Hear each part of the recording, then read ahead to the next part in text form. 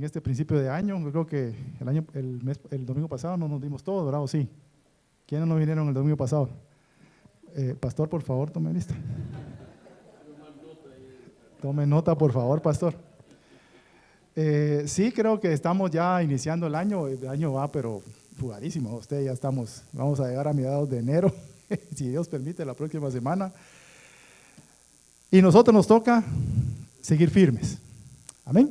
Porque eso es lo que el Señor quiere, que nosotros sigamos firmes en nuestra fe, firmes en nuestra profesión de fe, confesión de fe que hemos hecho cada uno de nosotros cada día. Porque al final el Señor sabe en qué tiempo nosotros estaremos ya disfrutando de su presencia por toda la eternidad. Y mientras se da este peregrinaje, Él quiere que nosotros no bajemos la guardia. Amén. Y por eso pues tiene el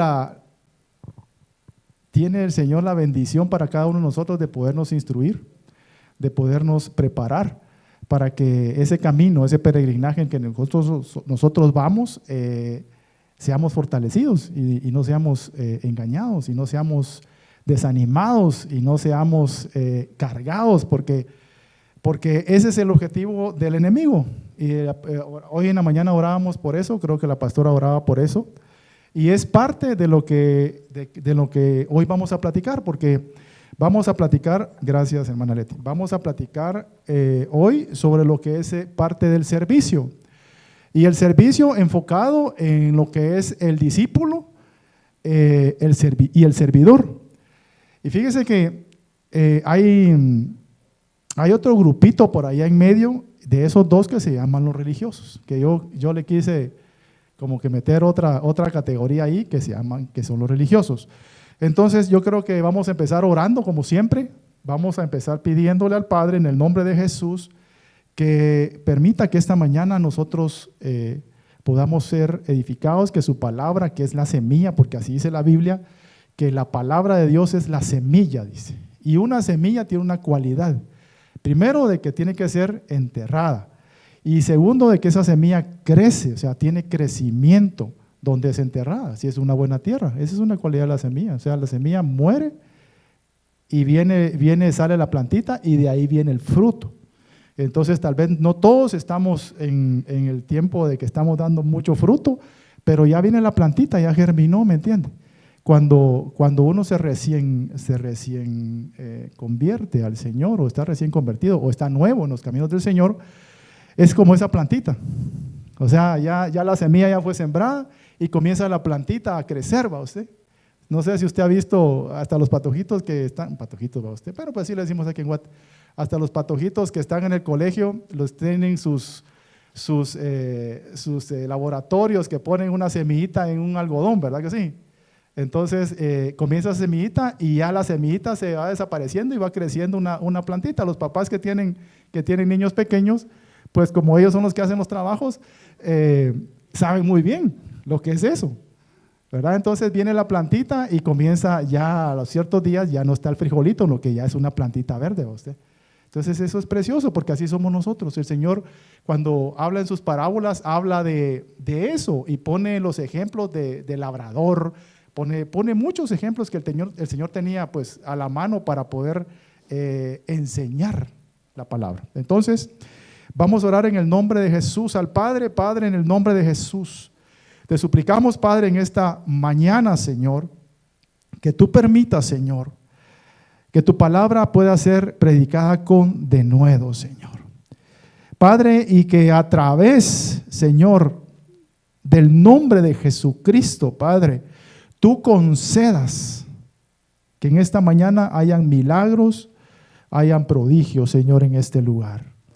Padre, para la gloria de tu nombre, Señor. Padre, que esta mañana, Señor, podamos salir edificados, Señor, por tu palabra, convertidos por tu palabra, Señor, transformados por tu palabra, para que no seamos solamente oidores, Señor, sino seamos hacedores de tu bendita palabra. En el santo nombre de Jesús te damos gracias y te damos todo el honor y toda la gloria a ti, Señor, que eres el único digno, Señor, de recibirla. Amén y amén. Entonces, vamos a platicar hoy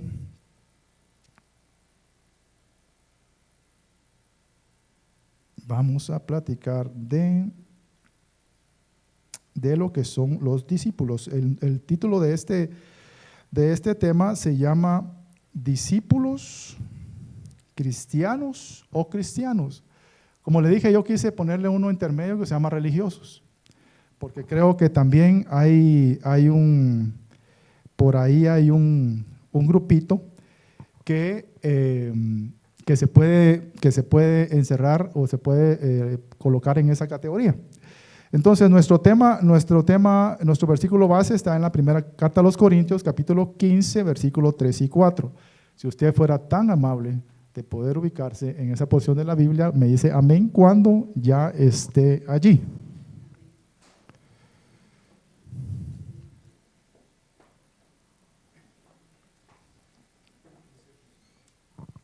Amén. Amén. Muy bien. La versión Reina Valera, que es la que normalmente utilizamos casi todos, dice: porque primeramente os he enseñado lo que asimismo recibí, que Cristo murió por nuestros pecados conforme a las Escrituras, y que fue sepultado y que resucitó al tercer día conforme a las Escrituras. ¿Quién está hablando acá? Está hablando el apóstol Pablo. Y le digo apóstol porque también se le llamaban discípulos a los apóstoles. También dice la Biblia que también eran llamados discípulos. Y este hombre estaba en Corinto. Corinto era un pueblo, era una ciudad portuaria, digamos, o sea, que estaba cerca del mar, pues tenía acceso a 2 puertos.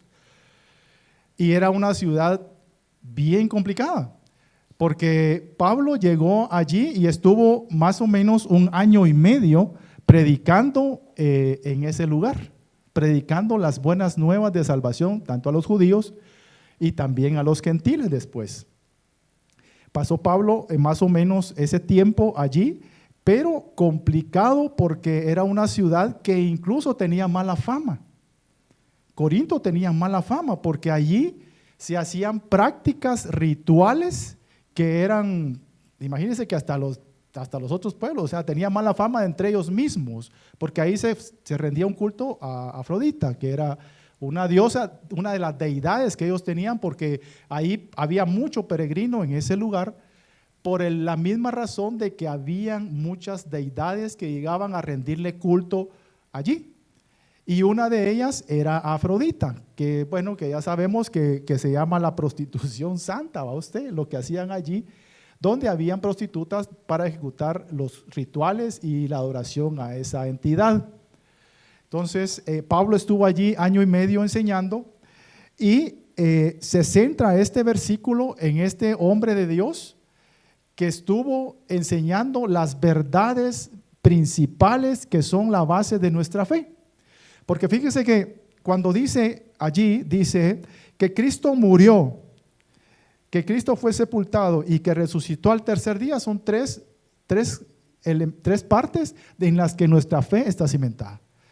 Porque cuando después usted lee todo el versículo 15, que es lo que está platicando Pablo, Pablo comienza a aseverar unas verdades tremendas de Dios, hasta lo que va a suceder en el futuro, hasta ahora la escatología más adelante, porque dice que Jesucristo, va a reinar hasta que sus enemigos sean puestos bajo sus pies, y de allí Él va a entregar, el reino al Padre. Mire qué lindo. O sea que nuestro fin no es Jesucristo, Jesucristo es Dios, por supuesto, pero nuestro final es el Padre. Por eso Él dijo, yo soy el camino, porque nuestro final es volver al Padre. Eso es, así dice. Y cuando nosotros leemos el contexto de esto, está hablando Pablo de eso. Dice que van a ser sujetos todas las potestades, las entidades bajo Él, y el postrer enemigo, o sea que hay otros que son las potestades. Si nosotros lo leemos por acá, dice, perdón ustedes, aquí está. Dice en el 24 del mismo 15, dice, El 23, pero cada uno, cuando habla de la resurrección, está hablando de la resurrección de los muertos también en este pasaje. Mire todo lo que está hablando acá Pablo, todas las verdades que él enseñaba, porque eso era lo que él enseñaba. Dice en el 23, dice, el 22, porque así como Adán todos mueren, también en Cristo todos serán vivificados. Está hablando de la resurrección, pero cada uno es en su debido orden. Cristo, las primicias, o sea, Cristo ya resucitó, Él es el primero de los frutos. Las primicias significa lo primero de los frutos, o lo mejor de los frutos. Eso significa primicia. De ahí dice las primicias, o sea, primero Cristo. ¿Y quiénes son las primicias? Usted se ha preguntado quiénes son las primicias. ¿Se recuerda que cuando Jesucristo resucitó, dice que se levantaron los muertos de las tumbas? Y dice que se levantaron a dar testimonio, dice. ¿Usted se imagina eso? Dice que se levantaron y dieron testimonio, dice, de que habían resucitado, de que Jesucristo resucitó y que ellos habían resucitado ya a través de la resurrección de Cristo. Yo no sé si algún familiar, imagínense que llegó y dice, mira, resucité porque Él resucitó, porque Él es Dios, porque dice que testificaban de que Jesucristo es Dios. No testificaban de ellos mismos, testificaban de aquel que les dio vida, de aquel que lo levantó entre los muertos. Esas son las primicias. Entonces, ¿qué habla acá? Luego dice los que son de Cristo en su venida, o sea, ya cuando Cristo aparezca en las nubes y con voz de arcángel, con trompeta de Dios, los muertos en Cristo resucitarán los primeros, y después los que estemos vivos seremos transformados juntamente con ellos y seremos arrebatados y seremos llevados hacia las nubes. Eso es lo que está hablando acá. Y dice, después del 24, dice, y de allí dice, luego el fin, o sea, después de que pase esto, viene el fin.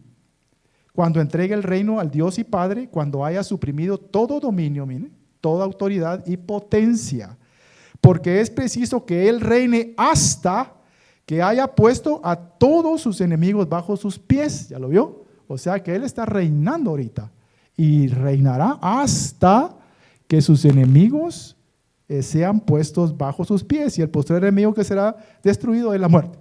Muy bien, entonces, esto era lo que predicaba Pablo. Esto es lo que enseñaba Pablo, unas grandísimas verdades que es la base de nuestra fe. Porque el que no cree, porque bueno, ya usted leerá esto, el que no cree en Cristo, que Cristo resucitó, mejor, porque dice, es vana nuestra fe, si no creemos que Él resucitó. Entonces, él como discípulo, porque Pablo era un discípulo del Señor, dice Pablo aquí en la misma palabra, dice que él fue instruido. Así lo dice en los primeros versículos, que él fue instruido. Y usted sabe que Pablo, después de que fue llamado a servir al Señor, a ser un discípulo, a ser un seguidor de Cristo, él tuvo un tiempo de preparación. Pero Pablo no era un neófito. ¿Cómo así que preparación? Pablo no era un neófito, no dice neófito. No era un novato, pues, no era un ignorante. Pablo era alguien que conocía perfectamente la ley. Era fariseo de fariseos, hijo de fariseos. Se había preparado en los mejores lugares con Gamaliel, y todavía de esto dice que él aventajaba a sus compañeros. O sea, Pablo no era cualquier persona. Disculpe, ¿por qué se instruyó? Porque dice en el 2, por el cual asimismo, si retenéis la palabra que os he predicado, sois salvos, si no creísteis en vano. Porque primeramente, dice, os he enseñado lo que asimismo recibí. O sea que él tuvo un tiempo de preparación, que fueron más o menos 3 años. Después de todo el conocimiento, por eso dice él en un pasaje en la Biblia, dice, yo todo lo considero por basura. O sea, todo lo que yo ya había conocido, todo lo que yo soy o lo que yo era, eso lo dejo por un lado. Porque él tuvo un tiempo de ser instruido como discípulo. Entonces nosotros no podemos venir y decir que ya sabemos. Yo he leído 4 veces la Biblia, pastor. Fíjese, me sé el Nuevo Testamento de memoria, pregúnteme. Pero disculpe, mi hermano, pero si usted no se vuelve discípulo, no funciona. No funciona. ¿Cuántos se han discipulado acá? No me levante la mano, por favor, que no quiero. Pero nosotros tenemos la responsabilidad de discipularnos. Aquí tenemos cómo discipularnos. ¿Para qué? Porque tiene que tener un propósito. O sea, ¿para qué nos discipulamos? Este hombre fue discipulado durante 3 años y dice que por el mismo Señor. O sea, él no lo discipuló Pedro, no lo discipuló Juan, lo discipuló Cristo.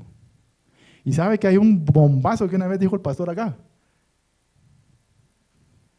que Pablo era el que sustituía el número 12 y no Matías. Se recuerda que Matías es el que sustituía a Judas, ¿verdad? Pues a través de que echaron suertes, dice, los apóstoles, y pues Matías recayó, y Matías fue el sustituto de Judas, de Judas Iscariote, ¿va? No el otro Judas, sino que Judas Iscariote, el que vendió al Señor, entregó al Señor. Y yo creo eso, fíjese.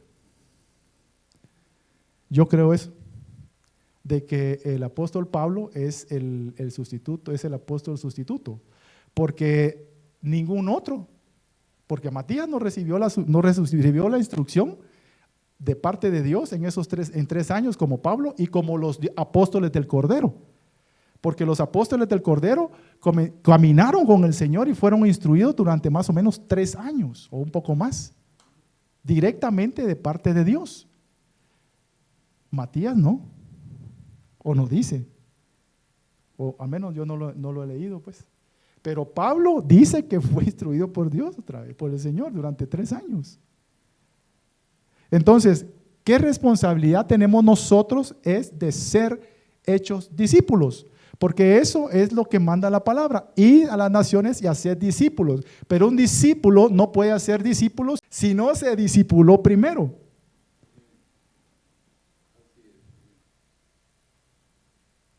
O sea, ¿cómo voy a enseñar yo sujeción? Porque mire, pues un discípulo se tiene que sujetar, para empezar, a la autoridad. Entonces, nadie puede enseñar si no ha sido enseñado. Así de sencillo. Porque entonces no somos verdaderos discípulos. Somos otro tipo de personas que muchas veces terminan enseñoreándose del pueblo. Nosotros tenemos que aprender primeramente sujeción a nuestra autoridad. No hay para dónde. No hay para dónde, hermano. Entonces, este hombre, llamado Pablo, tuvo un tiempo de preparación. Y nos muestra acá, la palabra discípulo viene de la palabra matetes, no machetes, sino que matetes, que es aprender. Y bueno, aquí la definición es, cuya raíz es mat, sugiere pensar con esfuerzo. Un discípulo es aquel que aprende, sigue al maestro y sus enseñanzas. Primero fueron los 12 que fueron llamados discípulos y también apóstoles, y después se refiere a discípulos a todos nosotros, los que hemos creído y los que seguimos a Cristo. O sea que ahí está usted en la misma canasta conmigo. ¿Ya? Entonces, ¿qué tenemos que aprender de lo que el ejemplo que nos deja Pablo en la palabra? Fíjese que hay características de este hombre, de este servidor del Señor, de este discípulo, de este apóstol. Y lo primero que cabal siempre lo dice aquí en el versículo, aquí en el capítulo 15, no nos vamos a mover de acá. Lo primero que dice es que un discípulo tiene que hablar la verdad que es la que conduce a la salvación. Un discípulo no va a hablar lo que yo pienso, lo que yo creo, lo que yo me imagino o lo que me dijo fulano. Un discípulo va a tener la revelación que ha sido a través del aprendizaje de la palabra de Dios, a través de la comunión que se tenga con el Señor, y va a hablar la verdad que es la palabra de Dios. Aquí dice, en el versículo 1 dice: además os declaro, hermanos, el evangelio que os he predicado, el cual también recibisteis, en el cual también perseveráis. Ahora imagínense si él estuviera enseñando lo que él piensa. Dice, en el cual perseveráis, el evangelio, y el evangelio solo hay uno. Y hay un escritor, tal vez usted se menciona bastante, Spurgeon, es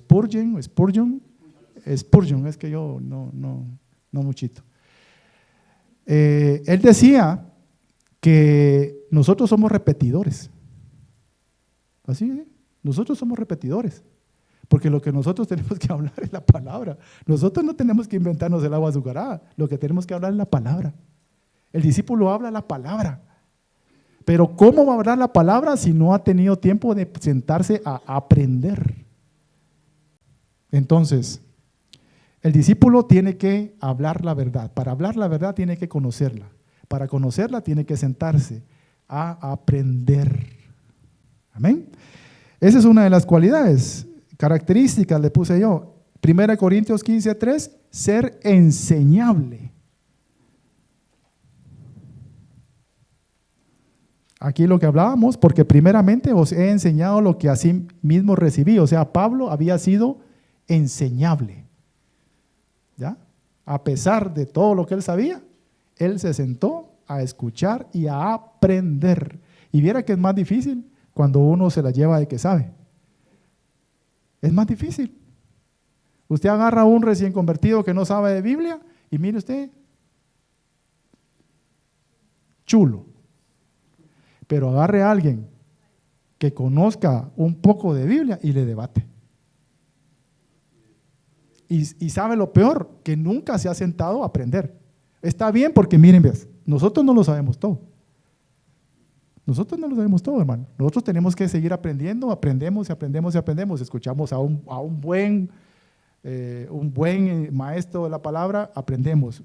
Aquí en la iglesia primeramente aprendemos, porque hay malos maestros, ¿verdad? Entonces tenemos que tener cuidado con eso. Pero alguien que sabe un poco de Biblia y no se ha discipulado mire usted, es una piedra. Usted se comienza uno a topar y a topar porque le comienza a argumentar lo que yo pienso y lo que yo creo. Y la Biblia no es eso. Amén. Entonces, ser enseñable es otra de las cualidades de los discípulos, ¿ya? O los seguidores. 1 Corintios 15:4, que ya lo hablamos, es estar, que es el versículo base, es estar cimentados en la base de nuestra fe. La base de nuestra fe es la muerte, la sepultura y la resurrección de Jesús. Esa es la base de nuestra fe. Amén.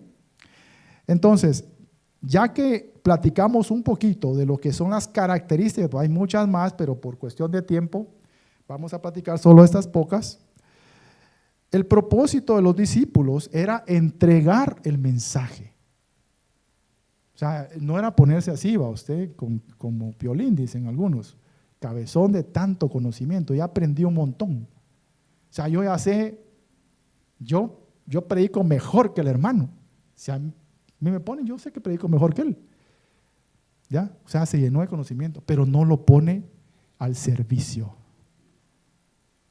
No lo pone al servicio de Dios, que es lo que nosotros tenemos que hacer. Por eso, el propósito de los discípulos, Mateo 28, 19, 20, habla de que nosotros tenemos que hacer discípulos para que el mensaje se vaya repitiendo y se vaya multiplicando y así podamos llegar a muchas más personas. Ese es el objetivo.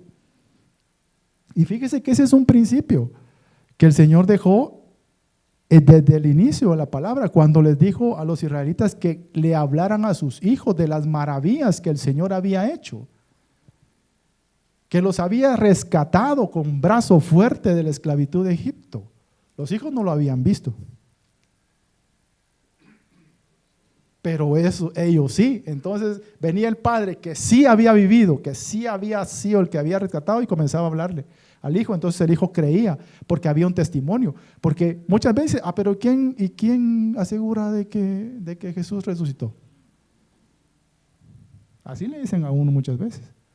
Pero la palabra de Dios, como no había internet, va usted, no habían redes, de la manera en que nosotros podemos creer es que hay testigos. O sea, quedaron testimonio de personas que lo vieron. Por eso es que nosotros creemos también, además de por la fe. Porque hay un testimonio que dice aquí, yo lo vi. Lo vio Pedro, dice, aquí mismo dice. Lo vio Cefas, que es igual que Pedro. Lo vieron todos los apóstoles, resucitado. Pero no solo lo vieron ellos, lo vieron más de 500 personas también que eran seguidores de Cristo. Lo vieron resucitado. Pero no, además de eso, dice, lo vio Santiago, Jacobo o Santiago, como quiera llamarle, es el mismo, el medio hermano de Jesús. ¿Ya? Entonces, por el testimonio de estas personas que fue dado de boca en boca después, hasta que nos llegó a nosotros escrito, nosotros damos fe de que Cristo resucitó. Amén. Mire qué importancia que tiene que nosotros traslademos el mensaje a otras personas, que es lo que platicaba el pastor, la enseñanza el domingo pasado. Porque como usted no vino, se la perdió. Y no le voy a decir cuál fue. No, son bromas. No, platicaba esto, del evangelismo, o sea, de hablarle a otra persona, porque hay gente que se está perdiendo, muchas personas se están perdiendo, porque es necesario que nosotros tengamos, mire, las oportunidades se presentan. Para que usted, porque dice, es que, ¿sabe qué? Cuando yo me convertí, le voy a contar. A mí me dan ganas de subirme a las camionetas. Yo tenía ganas, no tuve el valor de hacerlo, pero yo tenía ganas de subirme a las camionetas a predicar, se lo prometo. Yo quería hacerlo, pero no tuve el valor y todavía no había estado discipulado, enseñado para servir al Señor. Entonces nunca lo hice, pero siempre aparece una oportunidad, no digamos siempre, la mayoría de veces nos aparece una oportunidad para poder dejar la semilla. A veces es que no es necesario buscarlo. Dice, no, es que me voy a ir al campo. Si el Señor quiere que haga eso, déle, hermano. Que yo me voy a poner como megáfono. Allá estábamos en varios, también había un doncito, un hermano en Cristo con su megáfono, usted predicando a la orilla del muelle, y nosotros sin pantaloneta en la playa. Y decía yo voy a ir como el doncito, me lo va a pegar y yo voy a agarrarme acá, y así estaba, ¿verdad? Entonces, siempre hay una oportunidad para que usted siembre la semilla, hermano. El Señor le va a poner a la persona que necesita la palabra que usted tiene, porque usted ya se discipuló, si es que ya se discipuló. Va a ver, y en el camino, a veces en las colas de los bancos, comienza y abre su alma del hombre, la mujer, ahí va usted, les pasaba ya. ¿Y qué hace uno? ¿Ministrarla ahí en la cola del banco? ¿Oremos o qué? Yo hace poquito me fui a cambiar los lentes. Y encerrado ahí, poniéndome los cuentos del Señor, me comienza a hablar de lo que estaba sucediendo en su vida. Era un hombre cristiano. ¿Y sabe cuál era? Mire, y eso me impactó. ¿Sabe cuál era el dolor que él tenía en su corazón? Que no podía servirle al Señor. Me dijo, mire, yo fui sanado de leucemia y hay gratitud en mi corazón, me dijo. El doctor no sé, no sé cómo se llama, pero es un doctor en ojos, ¿va? Yo quiero servirle al Señor, pero los horarios que tengo en este trabajo no me lo permiten, me dijo. Mire qué tristeza a usted, el hombre queriéndole servir a Dios, porque yo tengo gratitud por lo que él ha hecho en mi vida. Y sabe que él era él. era director de alabanza. Y yo sé que voy a escuchar el testimonio de él hoy, porque ¿qué me permitió el Señor? Orar por él, interceder allí para que el Señor en su amor conceda la petición del corazón de este hombre, que es servirle a Dios. Mire qué bonito. Y a veces nosotros tenemos el tiempo, y mire, yo lo digo, yo no lo juzgo a usted, hermano, yo me juzgo a mí mismo, porque a veces tenemos el tiempo y no lo hacemos. Y este hombre anhelando en su corazón, yo sé que voy, le digo, Señor, permíteme, es mi oración, permíteme saber que este hombre está sirviendo, y yo voy a testificar. Entonces, ¿cuál era el propósito de los discípulos? Era eso, es pasar el mensaje, transmitir el mensaje a otro, para que el otro fuera edificado, y este mismo que transmitiera el mensaje a otro, y mire, llegó hasta nosotros, porque pasó eso, llegó hasta nosotros. Entonces, pero hay obstáculos para el servicio, hay obstáculos para ser discípulos. El enemigo de nuestras almas, que el Señor lo reprenda, pone trampas, pone obstáculos, pone tropiezos para que nosotros no hagamos y no cumplamos el llamado que tenemos, porque al final, como le digo, todos somos llamados a ser discípulos. Todos. Todos. Entonces, viene un hombre, Mateo 8, 21, 22, si usted me ayuda a buscarlo y me cuenta. Mateo 8, 21, 22. ¿Quién lo busco acá? Mateo 8, 21, 22. Aquí estamos también. Amén.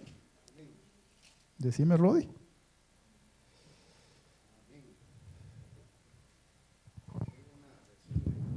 Sí, dale.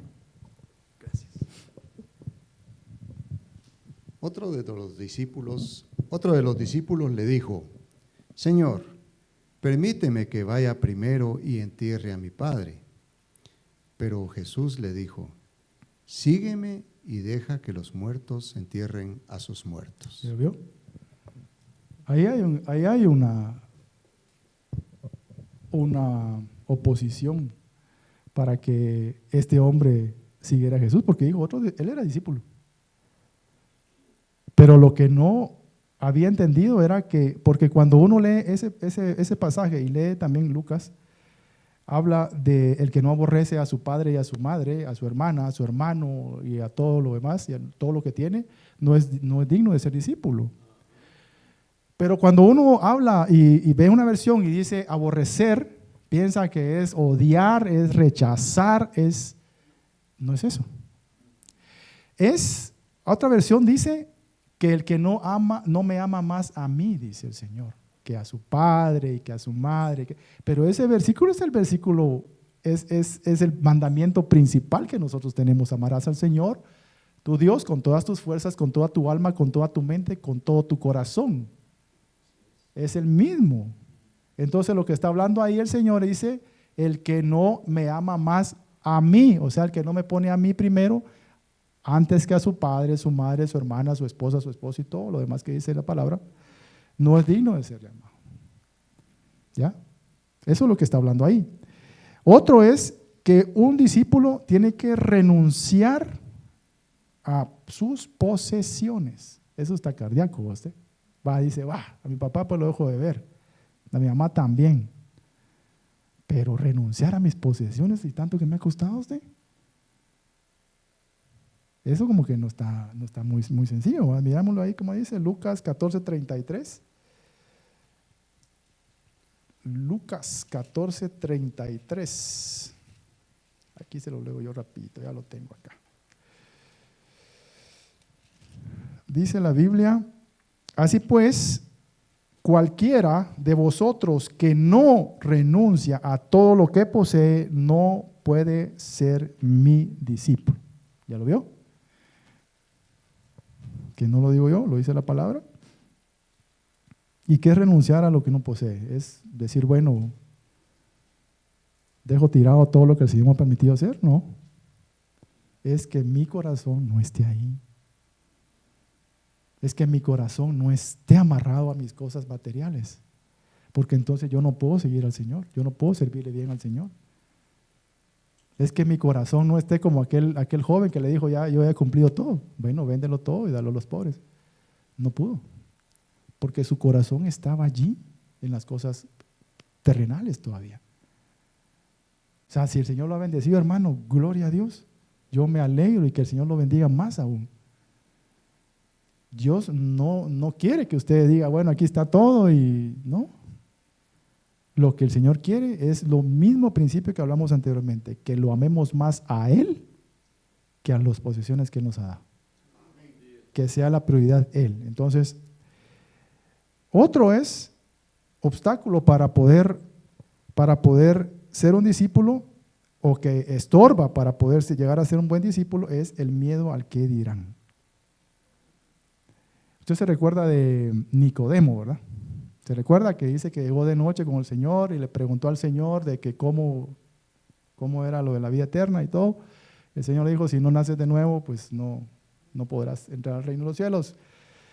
Y dice que cuando el Señor murió, dice que bajaron su cuerpo, pero el discípulo que iba a pedir eso fue Nicodemo. Pero dice la Biblia que Nicodemo era un discípulo en secreto, fíjese usted. Así dice la Biblia. Nicodemo dice que era un discípulo en secreto porque tenía temor de los judíos. Entonces nosotros a veces somos como también secretos, ¿va usted? Somos seguidores de Cristo, pero en secreto. Por temor al que dirán. Por temor a los de mi trabajo. Usted, y si se enteran que estos cuates que soy cristiano. Peor con las cosas que hablo, y peor con los chistes que digo, y peor con que ahorita el convivio me tomé mis tragos. Pero no me emborraché. Pero me tomé mis tragos. Pero no me emborraché. Entonces comienza la justificación, usted. Solo fue para compartir.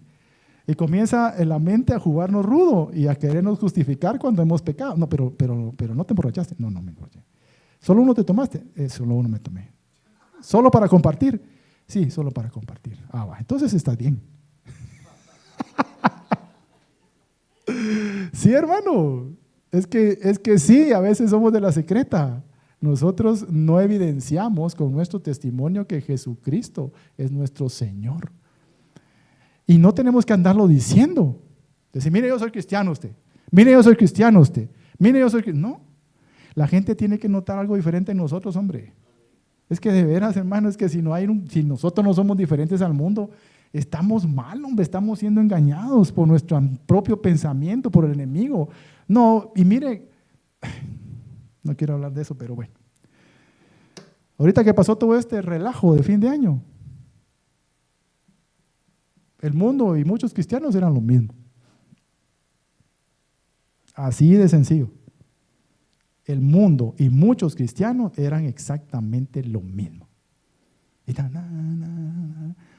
gente emocionada por la lucecita, así que lindo, que vamos a evangelizar en esta fecha. Mentira. Eso es para lavarnos el coco. Porque sabemos que es malo, sabemos que estamos haciendo lo malo, sabemos que es algo que no debemos hacer, pero nosotros nos lavamos el coco. No, yo voy a sacar hasta mi muñeco para evangelizar a la gente. Sí, así dijeron una vez, ¿no? Sí, pero bueno, no hablemos de eso. Entonces, está el miedo a que nosotros nos identifiquen como discípulos de Cristo. Porque nos puede ir mal en nuestro trabajo, porque nos puede ir mal en nuestra casa, porque nos puede ir mal con nuestros amigotes que tenemos, que todavía salimos con ellos a lugares donde no debemos de ir, porque me van a tachar como recha, aunque nosotros no somos mileniales, nosotros somos, ¿qué? ¿Qué somos nosotros, pastor? Bueno, nosotros somos antigüedades. Entonces, nos tildan y ala, qué aburrido, mano. Qué aburrido sos vos, mano. Vos no te reís. de las bromas que hacemos. Vos no ni siquiera un traguito. No. ¿Por qué? Porque no. Así me dijeron, ¿y usted no dice malas palabras? No. ¿Y por qué? ¿Y por qué tendría que decirlas? ¿Ya me entienden? O sea, ¿por qué? ¿Pero por qué hay que decirlas? O sea, digo, mire, explíqueme. ¿Por qué? O sea, ¿por qué las tengo que decir? Y no sabía. ¡Ay, no! ¿Verdad? Entonces, tenemos que salir de ese secretismo y comenzar a testificar de Cristo. Pero hay otro grupo, esos son los discípulos, son algunos ya vimos características, vimos unos obstáculos que impiden ser un buen discípulo de Cristo, pero hay otro grupito que se llaman los religiosos, que yo le agregué aquí a este tema, que es el grupito de los religiosos. No vamos a hablar si estos son salvos o no son salvos, ese no es el tema. Y eso no nos corresponde a nosotros, decir quién es salvo, quién no es salvo, ese solo le corresponde al Señor que conoce los corazones. Amén. A nosotros no nos corresponde emitir ese tipo de juicio. Pero hay ese grupito que también está dentro de las iglesias, ¿ya? Y son aquellos que se congregan regularmente. O sea, usted ve que pues la mayoría del tiempo están en la iglesia. O sea, se congregan, ofrendan, diezman, pero que nunca adquieren un compromiso, nunca adquieren una responsabilidad o una obligación en la iglesia, nunca tienen tiempo, nunca pueden, por X y motivo, pero nunca adquieren un compromiso, porque sabe uno de que uno cuando adquiere un compromiso, si lo hace secularmente, dice uno, bueno, tengo que cumplirlo. Y en la iglesia, si uno adquiere un compromiso, no es tengo que cumplirlo. El Señor a usted lo capacita para poder cumplirlo. Porque entonces cuando comenzamos, tengo que ir a la iglesia, tengo que servir, tengo que llegar temprano, tengo que orar, tengo que esto, se volvió carga. Y usted va a comenzar a caminar agachado, así, bien cargado. Entonces el evangelio que nosotros vamos a comenzar a enseñar es un evangelio incorrecto. Porque para nosotros debe ser motivo de gozo poder servir. Porque en Hebreos dice que nosotros sirvamos al Señor con gratitud primeramente. O sea, tiene que haber en nosotros realmente decir, bueno, Señor, yo vengo, tú me sacaste de aquí, si tú no me sacas de ahí, yo no sé dónde estuviera muerto tal vez. Tú me sacaste de ahí en tu misericordia, en los pecados, toda esa suciedad donde yo estaba, el lodo cenagoso donde yo estaba, en los vicios que yo estaba, en mi forma de vida, en todo lo malo que yo hacía, tú Señor, extendiste tu mano y me sacaste. Y me diste vida eterna, que es lo más hermoso, porque yo estaba perdido, estaba muerto, o sea, yo iba directamente al infierno. Mire, yo le doy gracias a Dios y que estoy vivo, pero yo me fui a meter debajo de un camión con un carro, debajo de un camión de la cervecería, y no porque tenía ganas de tomar cerveza, sino porque me chocó otro carro, ahí en Avenida Elena, me chocó otro carro, y me desvió, y yo venía rápido y me desvió a meterme debajo del camión. Yo no sé, solo la misericordia de Dios y el plan de Dios que tenía para mi vida, porque dice el Señor que Él envía ángeles, ¿va usted? A que guarden a aquellos que van a ser herederos de la salvación. Entonces, yo no sé cómo timoneé. En un momento, fracciones de segundo timoneé. Cuando timoneé, entró la punta de la carrocería del camión acá. Si yo sigo recto, me mato.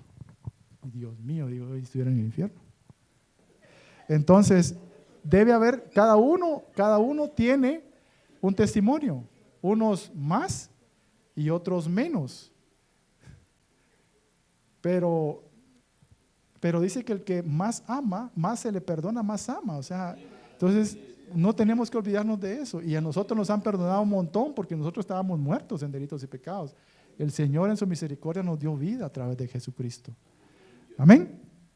Entonces, está ese que no quiere adquirir ninguna obligación, que se congrega regularmente, y están aquellos que defienden su iglesia a usted. Defienden su iglesia, defienden su posición, defienden a sus líderes, pero así a capa de espada. Aunque el líder esté chanfleado, usted no les puede tocar el tema porque pelea. Segura pelea. Segura, mire, de veras, a mí me ha tocado, es que tal y tal cosa. Ay Dios, mejor, ¿sabes qué? Mejor me levanto, mejor ahí dejémosla en paz y chao. Porque comienzan a defender a un hombre o a una institución o a un lugar físico. Y fíjese que no es de ahorita. ¿Se recuerda aquellos que decían, yo soy de Apolos, yo soy de Pedro, yo soy de Pablo? ¿Qué estaban haciendo? Ya no estaban centrados en el mensaje, en la doctrina, en las buenas nuevas, en la verdad que estaban siendo enseñada. Estaban viendo al hombre, porque Apolos dice que era elocuente. Apolos era elocuente, era muy bueno para predicar. Y tal vez Pablo era más certero, porque bueno, Pablo es Pablo, ¿sí? Que da aquellos mensajones de aquellas revelaciones y todo, pero Apolos dice que era elocuente. Era bueno. Y Pedro, que se le convirtieron 3,000, va usted en el primero y 5,000 en el segundo. Imagínense cómo predicaba ese hombre. Entonces, no, yo soy de Pedro, porque a mí ese Pedro, sí, 5,000 personas se convirtieron con ese mensaje. No, yo soy de Apolos, yo soy de Pablo, porque ese Pablo, qué revelación, usted viera, ese es mi pastor. Mire qué revelación, solo a él le da la revelación al Señor. ¿Verdad que sí? Solo él les da la revelación al Señor, solo él tiene la revelación. Comienzan a defender a líderes, comienzan a defender, porque viera mi iglesia, usted viera los baños de mi iglesia. Casi que cargado lo entran a uno ahí usted. ¿Sí? Viera el altar, hermano. ¡Ay, Dios! Usted no conoce mi iglesia. Entonces comenzamos a dejar, estos religiosos comienzan a desviarse no tienen centrado el mensaje, porque el mensaje es Cristo, la muerte, la sepultura y la resurrección de Jesucristo. Ese es el mensaje de nuestra fe, la base de nuestra fe. Comienzan a hablar, viera qué templo usted. Mire, ¿sabe cuánto costó el templo? ¿Dónde están ustedes? Ay, sí, pues, viera el de nosotros. Viera qué templo el de nosotros usted. Mire usted, parqueo a morir. Aquí tienen que hacer cola uno. Ahí sale usted y su carro se lo llevan porque hay valet parking. Hermanos del ministerio de valet parking, imagínese, hasta ministerio le pone. Entonces usted llega y le llevan su carro a usted. Sí, hermano, es que esos son los religiosos y están dentro de las iglesias, o sea, eso no están afuera, están dentro de las iglesias. Dice, también los religiosos son los que están todavía seducidos por el mundo. Usted se recuerda de Lot, el sobrino de Abraham. Dice que ellos crecieron mucho en el ganado que tenían y hubo pleitos entre los pastores de ellos, dice la palabra. Entonces viene Abraham y dice, ¿sabes qué, Lot? Nosotros ya no cabemos. O sea, tus pastores están peleando con los míos y los míos con los tuyos y eso no me gusta, así que escoge dónde vas a irte porque tenemos que separarnos. Si escoges a la derecha, yo me voy a la izquierda, si escoges a la izquierda, yo me voy a la derecha. Así de sencillo. Y viene Lot y dice que vio una llanura usted. ¿En qué creen que pensó cuando vio esa llanura? Si era ganadero. Dije, aquí se me va a multiplicar más esto, pues. O sea, lo que yo ya tengo con todo ese pastizales, porque de plano, yo no soy vaquero, pero vos que sos de por ahí, sabes que las vacas se sacan y se llevan a donde hay pastizales, ¿no? Para que las vacas se engorden y produzcan leche. Entonces, ¿qué creen que se imaginó Lot? En lo que iba a producir lo que ya tenía él, porque lo que estaba viendo era la materia prima que le iba a servir a su ganado para poder ser más productivo. Pero lo que no sabía era que se iba acercando un poquito más a Sodoma. ¿Ya? Ese es el religioso, el que todavía tiene sus ojitos puestos en lo material. Por eso leímos de que el que no renuncia a sus posesiones no es digno de ser discípulo del Señor. Por eso, porque si no renuncia a ese amor a lo material, va a comenzar a caminar buscando cómo multiplicarse, buscando cómo hacer, y cuando menos se dé cuenta está en Sodoma. Ese es el religioso. Entonces, tenemos que tener cuidado con eso. Ese es el hombre religioso que está dentro de las iglesias. Y hay otra cualidad de esos religiosos, y con esta vamos a pasar a otra cosa porque si no me estoy entreteniendo mucho. En Lucas 20:46 habla de aquellos que les gusta que los traten bien. Que no seáis como los escribas, dice, como aquellos que andan con sus largas túnicas en las plazas y que les gusta que los saluden. Oh, señor ministro, ¿cómo está usted? Oh, mega, hiper, ultra ungido, ¿cómo está usted? Ah, mire si les gusta a usted. Sí, exactamente. Entonces, en las iglesias, que le hagan la pleitesía. Ya vino el hermano, por favor, siéntese hasta aquí adelante. Aquí está su lugar, hermano. Gracias, siervo. Es ese tipo de gente que cuando usted no los saluda se van, porque están acostumbrados a que se les rinda pleitesía. Lo hacen afuera en el mundo y quieren que dentro de las iglesias se les siga rindiendo pleitesía. Doctor, adelante por favor. Y todo el mundo lo escuchó. Arquitecto. Dice uno, ahí está su lugar. Hasta adelante. Porque así dice que le gusta que le den los mejores lugares en las sinagogas.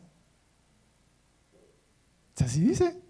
Y nosotros aquí, cuando nuestra profesión o nuestra validación como profesionales, los que pues tuvieron esa oportunidad o los empresarios o lo que sea, esa para allá afuera. O sea, porque al final se instruyó uno para que le dieran una validación para poder ejecutar un trabajo. Eso es para afuera. Aquí en las iglesias somos siervos. Somos servidores. Así somos, todos somos iguales. Si el que tenga 3 maestrías alguien, no significa que es mejor que alguien aquí, pues eso vale para el mundo. Pues, o sea, que el conocimiento que tiene, que bueno, porque le va a dar mejores oportunidades para desenvolverse de afuera. Pero aquí no sirve nada. ¿De qué me sirve que le diga, mire, traigo un par de planos aquí para que usted me los ayude a leerlos? No me sirve de nada. Aquí lo que sirve es servir. Lo que sirve es servir, fíjese usted. Eso es. Entonces, este tipo de gente es ese tipo de gente de que, como le dije, les gusta que le rindan pleitesía, les gusta que le hagan los honores, y en cualquier momento que usted ya no se los hace, se van de la iglesia. Y se van hablando mal, que es lo peor, de que usted no los ama, que usted aquí, que ya saben. De eso no hay aquí, gracias a Dios. Ya se fueron.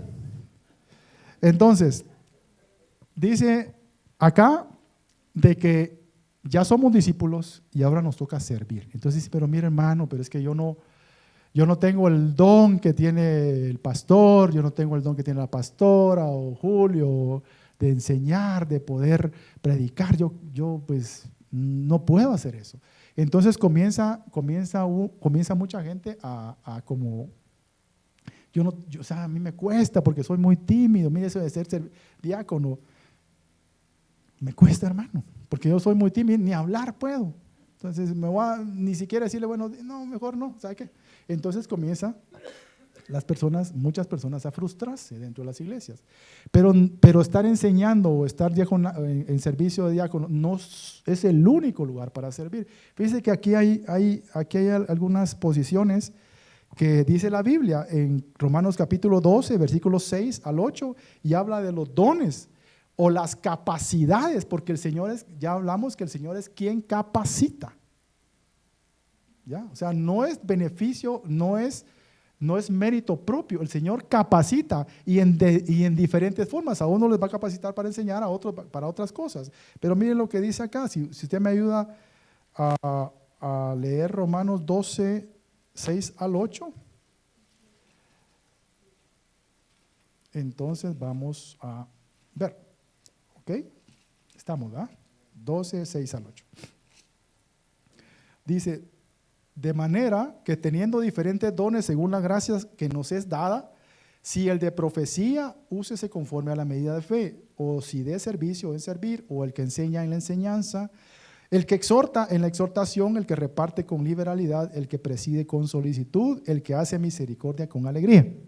Mire, todas las áreas o todas las capacidades que el Señor ha puesto dentro de la iglesia, pero hay otras versiones que yo quisiera leerle, que solo tengo apuntado acá, la diferencia. Dice, el que profetiza, o sea, dice en esta versión, el que habla en su nombre, que lo haga con toda la fe. Mire qué bonito. O sea, no es solo de, el Señor dice, porque tenemos ese, a veces es una muletilla, el Señor dice, y a veces el Señor ni siquiera ha dicho nada. Entonces, que lo haga con toda la fe. El que profetiza. El que sirve, que sirva bien, dice. O sea, que no es solo de como salga y ahí como vaya, como caiga, como no. Dice, esta versión dice, el que sirve a otros, que lo haga bien. ¿Y qué es bien? No es mal. El bien es correctamente, con alegría, con amor, con dedicación, o sea, que sea un servicio bien hecho. Eso es lo que nos corresponde a nosotros. El que enseña, dice que enseñe bien. O sea, si el Señor nos permite pararnos aquí, hermano, es que de veras, es que esto es un gran compromiso. Usted no sabe cómo venía yo, porque yo dije, Señor, ¿qué voy a hablar? ¿Verdad? Te lo dije. Y dije, no sé. Que lo haga bien, dice el Señor, porque la responsabilidad de nosotros es prepararnos. Es prepararnos, es estudiar, ya, es orar. Entonces, que lo hagamos bien, bien no solo en prepararnos para hacerlo, sino que hablemos lo que correctamente tenemos que hablar, que es la verdad de su palabra.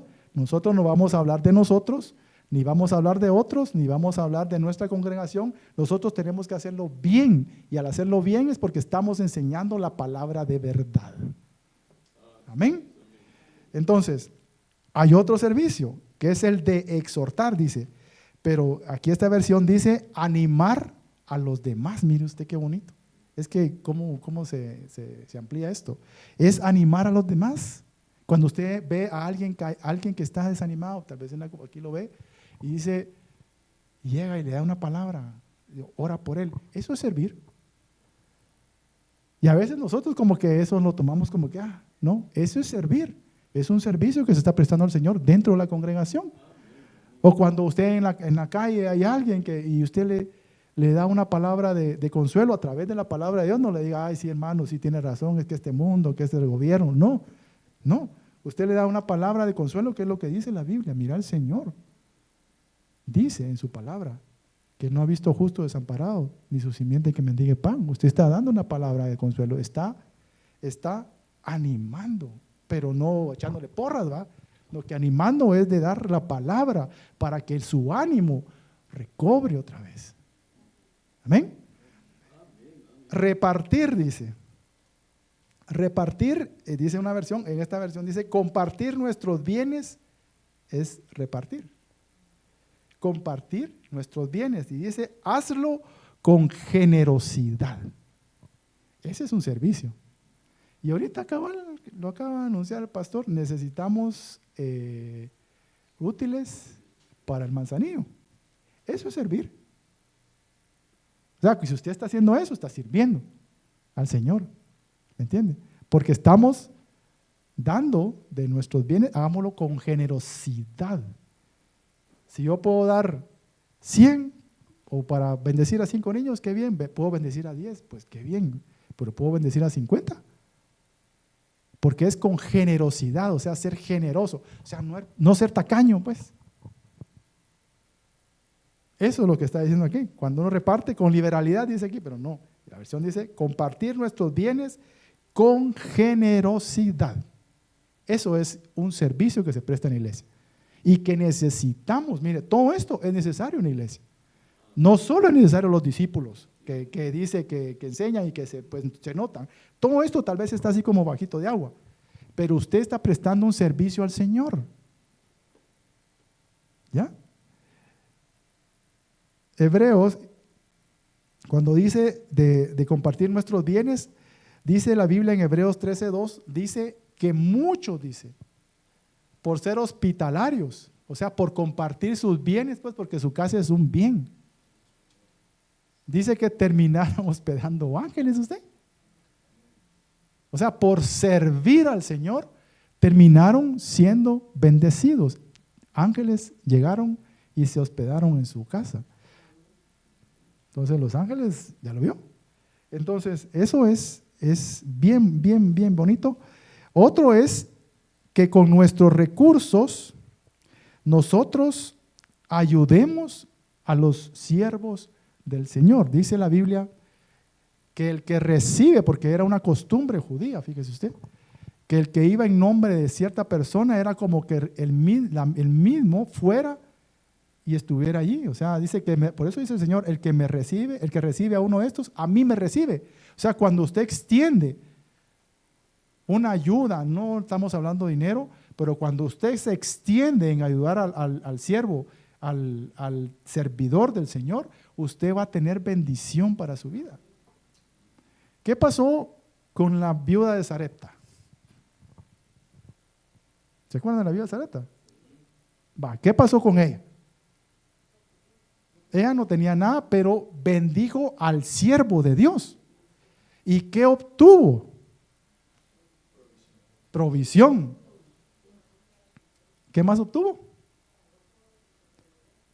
¿Lo vio? ¿Por qué? Porque se extendió a bendecir al que iba en nombre de, porque así le decían, yo conozco, dice, que tú eres un siervo del Dios Altísimo. Así decían, o sea, así decían cuando reconocían, cuando era un verdadero profeta de Dios. Yo conozco que tú eres un siervo de Él.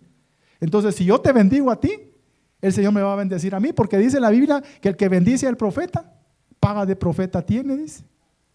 Y el que bendice al justo, paga de justo tiene. ¿Y sabe cómo es eso? Que si usted, en este caso, bendecía a un profeta, la bendición que estaba sobre ese profeta caía sobre usted. Y cuando uno bendecía al justo, la bendición que estaba sobre ese justo, ¡pum!, caía sobre el que bendecía al justo. Y nosotros fuimos bendecidos por el justo, hermano. La bendición del justo cayó sobre nosotros, porque cuando nosotros leemos esa parte, no solo dice justo, se puede decir santo también. Entonces, hubo un justo que padeció por los injustos. Se llama Cristo Jesús. Entonces, la bendición que estaba sobre él como hijo de Dios es la que nos justifica a nosotros, porque fue la que nosotros alcanzamos porque dice, el que recibe al justo, la bendición del justo, la paga del justo tendrá. Y nosotros recibimos al justo, por usted recibió al justo, ¿o no? O sea, yo recibí al justo, a Jesucristo. Entonces la bendición que estaba sobre él, me alcanzó a mí. Mire qué bendición. Ya qué precioso. Entonces, cuando la Biblia habla de que nosotros con nuestros bienes bendigamos a los siervos de Dios, a los discípulos de Dios, nosotros es para que nosotros tengamos bendición sobre nuestras vidas. Amén. Entonces, ya para ir finalizando, ¿cuál es el consejo que el Señor nos da a través de su palabra? Ya vimos que tenemos el llamado, todos, a ser discípulos, a ser discipulables, a ser enseñables, a ser preparados para poder servir. Pero, solo para terminar con este punto, hay un elemento que a mucha gente le impide servir, que a mucha gente le impide comprometerse, que a mucha gente le impide tomar una responsabilidad en una iglesia, y es la culpa. Usted, hermano, es que mire, yo soy de lo peor. Y fíjese que yo leyendo esta parte, yo no había leído o no me acordaba de esta parte de la palabra que habla en Hechos capítulo 9, versículo 1 y 2, si usted me acompaña. Está hablando Pablo, porque cabal siempre en la misma carta a los Corintios nosotros podemos leer cuando Pablo dice que él no es digno, que es por gracia que él está sirviendo. Pablo dice así, dice que él, dice, pero por la gracia de Dios soy lo que soy, en el versículo 10. Y su gracia no ha sido en vano para conmigo, antes he trabajado más que todos ellos, pero no yo, sino la gracia de Dios conmigo. O sea, Pablo estaba aceptando la gracia de Dios en su vida, porque Pablo lo hemos escuchado, fue un perseguidor de la iglesia, y como le digo, lo hemos escuchado, pero vamos a ver si encuentro aquí la versión hoy. Fíjese cómo dice esta versión, Nueva Traducción Viviente, dice: mientras tanto, Saulo, o sea, que era Pablo, ¿verdad? Previo a que conociera al Señor, él era Saulo, pronunciaba amenazas en cada palabra y estaba ansioso por matar a los seguidores del Señor. ¿Me dice usted? Él es el apóstol Pablo, el perito arquitecto de la iglesia de Cristo. Sí, a mí me impresionó cuando vi esto. Dije, Padre Santo, pero es que no sos digno de servirle al Señor. Mira todo lo que hiciste en tu vida anterior. Ay, Dios. Comienza la culpa, y el que acusa es el enemigo. Entonces muchos están anclados con esto. Y seguimos leyendo, dice: así que acudió al sumo sacerdote, le pidió cartas dirigidas a las sinagogas de Damasco para solicitarle su cooperación en el arresto de los seguidores del camino. Así le decían antes a los cristianos, los del camino, que se encontraban ahí. Oiga la intención, mire qué malintencionado Saulo. Su intención era llevarlos a hombres y a mujeres por igual de regreso a Jerusalén encadenados. ¿Usted se imagina que si era malito Pablo usted? Eso dice la traducción viviente, no sé cómo dice en la Reina Valera. Pero a mí me impresionó porque dice que pronunciaba amenazas en cada palabra. ¿Usted cómo se puede oír eso? No podía mencionar una cosa y amenazaba. O sea, una palabra que decía, dos decía de amenazas contra los seguidores de Cristo. Y estaba ansioso, dice, por matar a los seguidores. O sea que ya no aguantaba las ganas, pues, de que ya no me aguanto las de tener esos porque los voy a matar. Ese era Saulo, ese era el apóstol Pablo previo a que el Señor se le apareciera y se convirtiera a Cristo. Entonces, no hay, hermano mío, pecado que nosotros hayamos hecho previo al Señor, a conocer al Señor, que nos impida poder servir y poder sentirnos limpios. Usted se imagina, es que nosotros no hemos hecho esto todo, o sea, digo yo, de querer matar, seguir a los que me predican a Cristo, a los evangélicos o a los cristianos, y quererlos matar.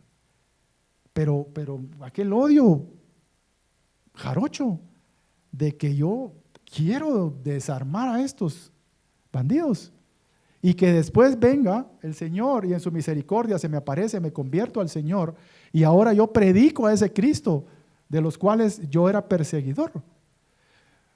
Para sentirse limpio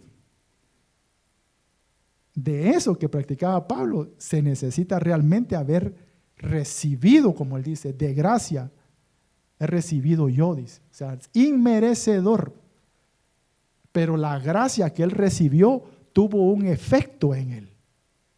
Lo cambió, lo convirtió y lo hizo nueva criatura.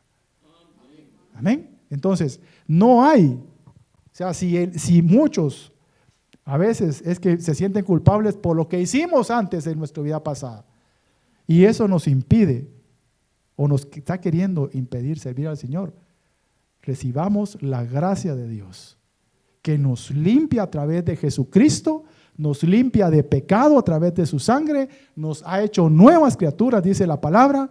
Todas las cosas viejas han pasado, todas son hechas nuevas. O sea, no hay impedimento para que usted sirva. Amén. Entonces, ya terminando, solo quería hacerles este comentario porque sí lo tenía acá pendiente. Pero lo que yo quiero es que oremos, porque la palabra del Señor dice en primera carta a los Corintios, también en el 15, pero en el 58, dice la palabra. En el mismo capítulo 15, solo que en el versículo 58 dice: firmes, así que hermanos míos amados, ¿qué es lo que el Señor habla a nosotros? De todo lo que nos ha hablado, quiero que nos vayamos con esta reflexión. Así que, hermanos míos amados, estad firmes y constantes, creciendo en la obra del Señor siempre, sabiendo que vuestro trabajo en el Señor no es en vano. Amén. Nosotros no servimos por épocas, porque como ahorita viene la época más bonita del año, entonces yo ya no sirvo en esa época. O sea, no es que no sirva porque no esté en la iglesia, sino porque yo me aparto de mi manera, de mi testimonio, de mi manera de vivir, que honra al Señor, sino que nosotros, dice, debemos de ser constantes. Constantes es algo que no se detiene, que mantiene un movimiento permanente y que no se detiene. O sea, eso es ser constantes. Y que el Señor a nosotros nos ha capacitado para poder servirles, para poder servirle a Él. Dice la Biblia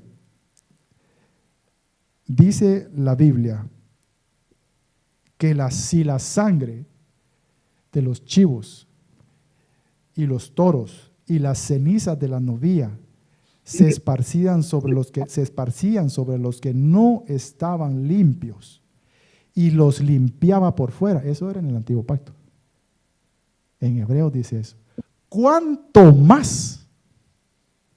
Imagínense eso.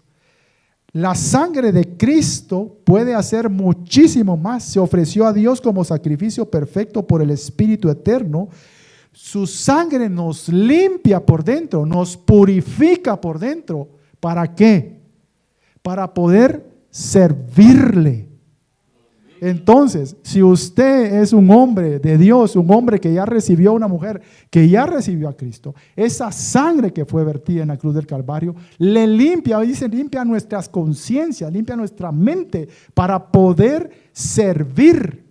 O sea, el Señor nos capacita a través de su sangre para poder servirle. El Señor nos capacita a través de su palabra para poder servirle, porque para eso está la palabra, para exhortar, para preparar al hombre, para que pueda servirle a Dios. Entonces no tenemos excusa.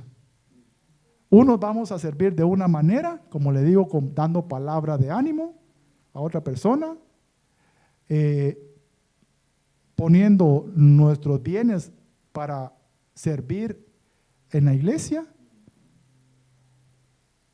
otros enseñando, otros profetizando, otros haciendo misericordia, pero todos estamos capacitados para servir de una manera u otra. Amén. Que el Señor nos ayude, Padre. Vamos a orar, póngase de pie, vamos a orarle al Señor.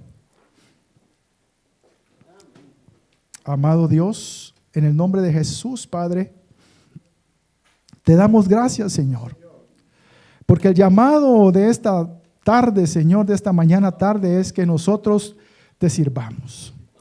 Tu palabra habla, Señor, que tú liberaste a un pueblo de la esclavitud donde estaba. Y dice tu palabra que tú lo liberaste para que te fuera a servir. No lo liberaste para que fuera a pasear. Tú lo liberaste de la esclavitud del mundo, del yugo de Faraón, que representa a nuestro enemigo, Señor, para que nosotros te sirvamos, Señor. Padre, te damos gracias porque nos has capacitado, porque al que tú llamas, capacitas. Tú nos has capacitado a través de tu palabra. Tú nos has capacitado a través de tu sangre, Señor. Tú nos has capacitado, Señor, para que nosotros podamos servirte, Señor, en una forma u otra. Pero todos en ese mismo sentir, Padre, de querer poder ofrendar, Señor, lo que somos, ofrendar lo que tenemos, ofrendar lo que nos ha sido bendecido por ti, Padre.